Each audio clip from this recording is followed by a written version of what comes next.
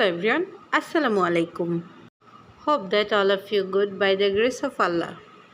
This is Moima Akhtar, your study friends. We'll learn together.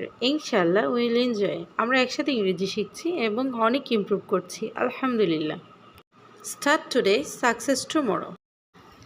In this video, I would like to share how to say sorry in different way in English.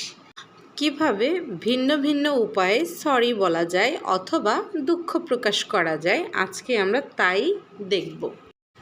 Sorry অথবা ক্ষমা চাওয়া দিয়ে কিভাবে sentence তৈরি করা যায় আজকে আমরা তাই শিখব। তাহলে শুরু করা যাক। Number 1, sorry it's my fault. দুঃখিত, এটা আমার ভুল। মনে করেন আপনি কোনো একটা ভুল করে ফেলেছেন, এখন সরি বলতে হবে, বাট হাউ? তখন আমরা সরি ইটস মাই ফল্ট এই সেন্টেন্সটি ব্যবহার করতে পারি শুধু সরি না বলে। Number 2, I really beg you pardon. আমি সত্যি আপনার ক্ষমা প্রার্থনা করছি। মনে করেন আমরা কাউকে একটা কথা বলে বা কোনো একটা কাজ করে কষ্ট দিয়ে ফেলছি, এখন অবশ্যই তাকে আমাদের সরি বলা উচিত। তো আমরা সরি না বলে I really beg you pardon আমরা এই সেন্টেন্সটি ব্যবহার করতে পারি। You can blame me for this. আপনি এর জন্য আমাকে দোষারোপ করতে পারেন। মনে করেন আমরা কারো একটা জিনিস নষ্ট করে ফেলেছি অথবা কারো একটা জিনিস ভেঙে ফেলেছি, এখন অবশ্যই আমাদের তাকে সরি বলা উচিত। সেই ক্ষেত্রে আমরা you can blame me for this এই সেন্টেন্সটি ব্যবহার করতে পারি সরির পরিবর্তে।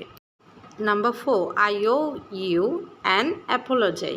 আমি আপনার কাছে ক্ষমা বা মাফ চাচ্ছি। আমরা যদি কাউকে কষ্ট দিয়ে থাকি জানতে অথবা অজান্তে, তাকে অবশ্যই আমাদের সরি বলা উচিত। তাহলে আমরা সুন্দর করে I owe you an apologise এই কথাটি বা এই বাক্যটি বা সেন্টেন্সটি ব্যবহার করতে পারি। Number 5, I apologise for my mistake. আমি আমার ভুলের জন্য ক্ষমা প্রার্থী। মনে করেন আমরা একটা ভুল করে ফেলেছি, তাই কারো কাছে ক্ষমা চাইতে হবে। এজন্য শুধু সরি না বলে I apologise for my mistake এই সেন্টেন্সটি ব্যবহার করতে পারি। Number 6, I am really sorry about that. আমি এটার জন্য সত্যি দুঃখিত। আমরা জানতে অথবা অজান্তে যদি একটা ভুল করে থাকি তাহলে সেক্ষেত্রে আমরা I am really sorry for that এই সেন্টেন্সটি অথবা বাক্যটি ব্যবহার করতে পারি। Number 7, sorry I don't mean to do that.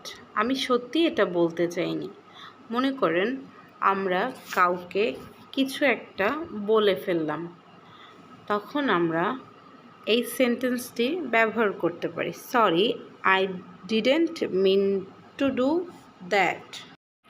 Number 8, I am terribly sorry. আমি ভীষণ দুঃখিত।